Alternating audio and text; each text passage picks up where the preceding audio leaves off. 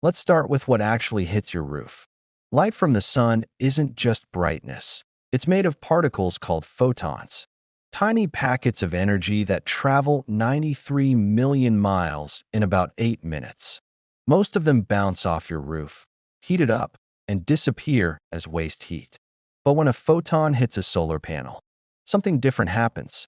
Instead of heating up the panel, it smacks into atoms of silicon, the same stuff computer chips are made from. And that collision knocks electrons loose. Now here's where it gets interesting. Loose electrons normally just bounce around randomly, but solar panels are designed to force them to move in one direction. How? That's the clever part. Solar panels use two layers of silicon, one positive, one negative, stacked on top of each other. When you put them together, they create an electric field at the border, kind of like a one-way door for electrons. So when that photon knocks an electron loose, the electric field grabs it and shoves it toward the positive side. Do that billions of times per second across the whole panel, and you've got a flow of electrons. That's electricity. This is called the photovoltaic effect. It was discovered back in 1839, but it took over 100 years before anyone figured out how to make it efficient enough to actually use. But there's a problem. The electricity coming out of a panel is direct current, DC. Your house runs on alternating current, AC. So the power can't go straight from the roof to your outlets. This is where the inverter comes in. It's basically a translator box that sits between your panels and your home. DC power flows in one direction like a river. AC power flips direction 60 times per second like a wave pool. Your appliances need that wave pattern to work. The inverter takes the steady DC stream from your roof and chops it up into that back and forth AC wave. It happens so fast you'd never notice, but without it, solar panels are basically useless for powering your home. Now, most people think the story ends there. Photon hits panel, electrons flow, inverter converts, electricity powers house. Done. But there's a whole other layer most installers do explain, and it's the difference between solar paying off or becoming a money pit. Here's the counterintuitive part. Solar panels actually lose efficiency when they get too hot.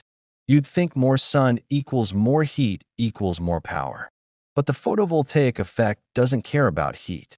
It cares about photons, particles of light. Heat just makes the silicon atoms vibrate more, which makes it harder for electrons to flow smoothly. For most panels, every degree above 77 degrees Fahrenheit costs you about 0.5% of efficiency. So a panel in Phoenix at 120 degrees might be losing 20% of its output just from heat. Meanwhile, a panel in Seattle at 60 degrees, even under clouds, might be working near peak efficiency because it's cool.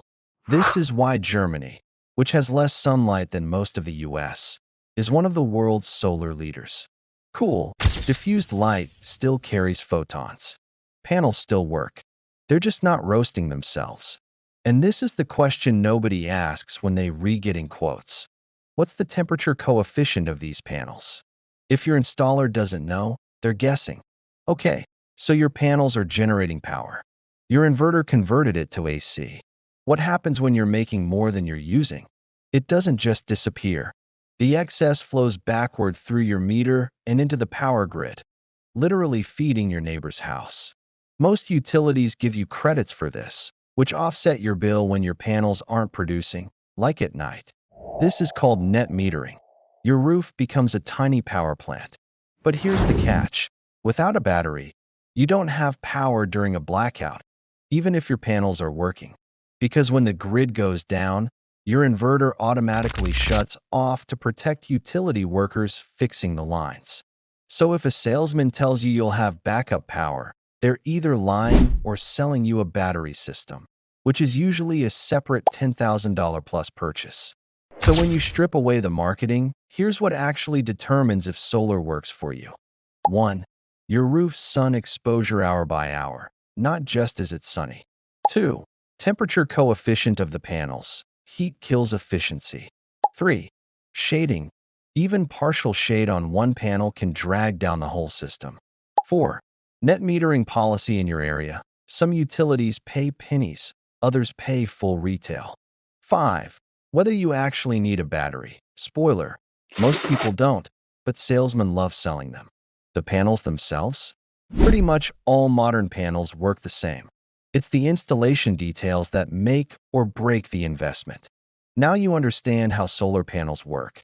But that battery question I just mentioned? That's what most people get wrong. Tomorrow's video: do you actually need a home battery with solar? Because the answer isn't what installers tell you.